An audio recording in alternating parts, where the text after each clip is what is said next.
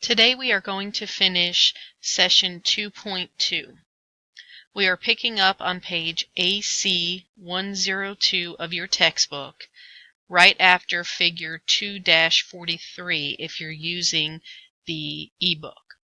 First thing we need to do, since we left class last time, is open our file. Remember, our file is named with our first initial, last name, mod 2 Riverview. To do this, I'm going to make sure my flash drive is plugged in, and then I'm going to click on File Explorer.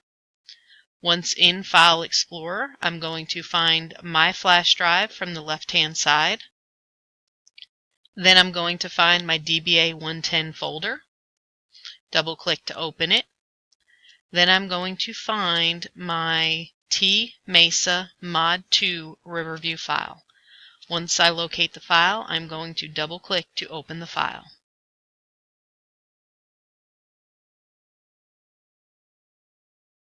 When the file opens, we need to make sure to click Enable Content in the yellow bar. Next, we are going to go to our relationships. And so to go to the relationships, we are going to click on the Database Tools tab and then click on Relationships in the Relationships group.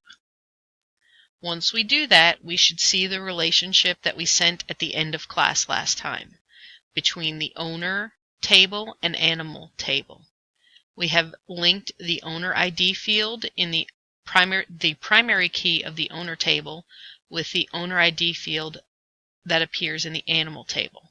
Remember, owner ID in the animal table is a foreign key.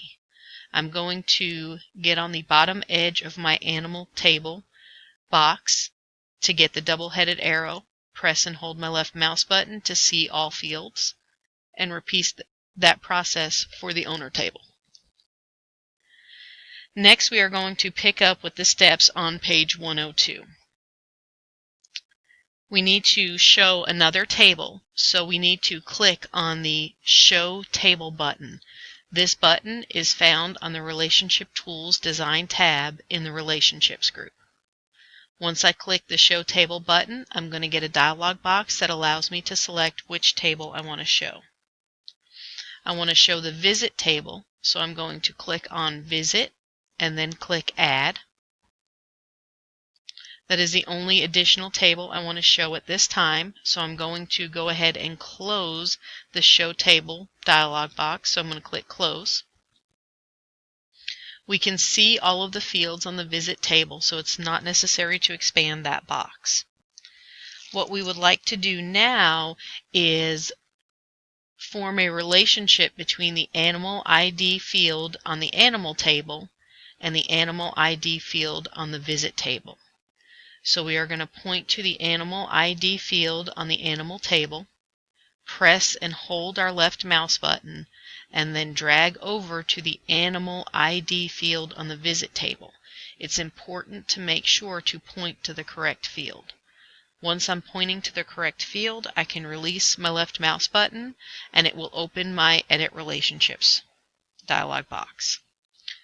From my Edit Relationships dialog box, I want to verify that for my Animal table, I am selecting the Animal ID field, and that from the Related table, the Visit table, I also have the Animal ID field. Once I have verified that, I am going to click to enforce referential integrity, and then I don't want any fields to be deleted when they're updated, so we're going to click on Cascade Update Related Fields.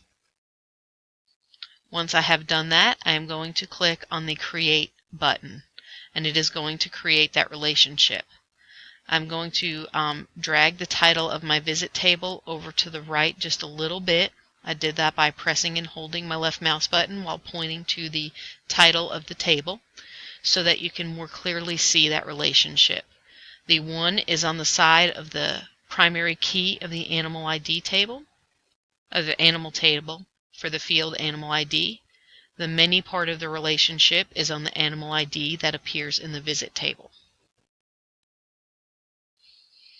Next, we are going to define the relationship between the Visit table and the Billing table. So once again, we need to click the Show Table button so that we can show the visit table, the billing table. So once I click the Show Table button, in my Show Table dialog box, I'm going to click on Billing on the Tables tab, and then click Add. Once I have added the billing table, then I'm going to close by clicking the Close button in the Show Table dialog box. I am going to go ahead and move the billing table to the right just a little bit so when we form the relationship we can more clearly see it. I do that by pointing to the title of the table, pressing and holding my left mouse button, and then dragging to the right.